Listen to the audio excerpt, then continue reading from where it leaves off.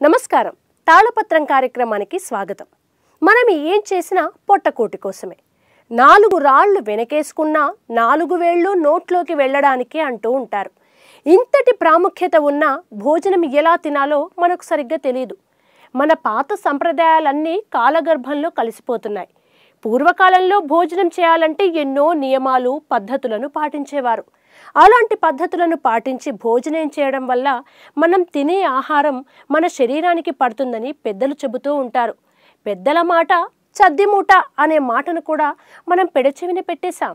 ప్రస్తుత కాలంలో భోజనం చేసేటప్పుడు ప్రతి ఒక్కరూ టీవీలు లేదా సెల్ ఫోన్లకి పరిమితమవుతూ భోజనం చేస్తూ ఉంటారు. అదేవిధంగా భోజనం చేసేటప్పుడు మంచాలపై కూర్చొని భోజనం చేస్తుంటారు.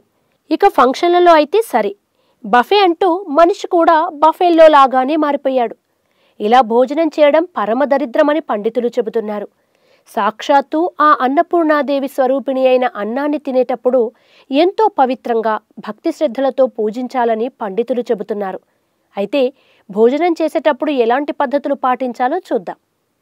భోజనానికి ముందు కాళ్ళు చేతులు శుభ్రంగా కడుక్కొని తూర్పు లేదా ఉత్తరం దిక్కున కూర్చొని భోజనం చేయాలి.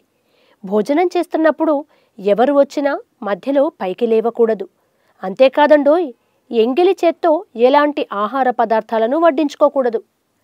ఇక బఫే భోజనం విషయానికి వచ్చేద్దాం. నిలబడి అన్నం తినే అలవాటున్నవారు క్రమంగా దరిద్రులుగా మారిపోతారట. కొందరు అన్నం తింటూ ఆహార పదార్థాలు బాగా లేవని దూషిస్తూ ఉంటారు. అలాగే భోజనం చేసేటప్పుడు కంచాన్ని ఎప్పుడూ కూడా ఒడిలో పెట్టుకొని భోజనం చేయకూడదు. కొందరు భోజనం చేసేటప్పుడు గిన్నెలని పూర్తిగా ఖాళీ చేస్తూ నాకేస్తున్నట్లు తింటారు. ఒకసారి వండిన ఆహార పదార్థాలను మళ్ళీ మళ్ళీ వేడి చేస్తూ తినడం వల్ల ఆహారానికి ద్విపాక దోషం వస్తుంది.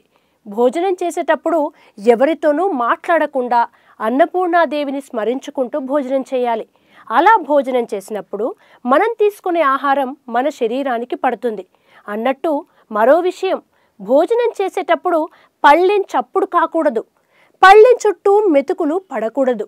ఇవన్నీ గుర్తుకుంచుకొని భోజనం చేయాలి. మరి ఇలాంటి ఇంట్రెస్టింగ్ వీడియోస్ కోసం తప్పకుండా మా ఛానల్ని సబ్స్క్రైబ్ చేయండి.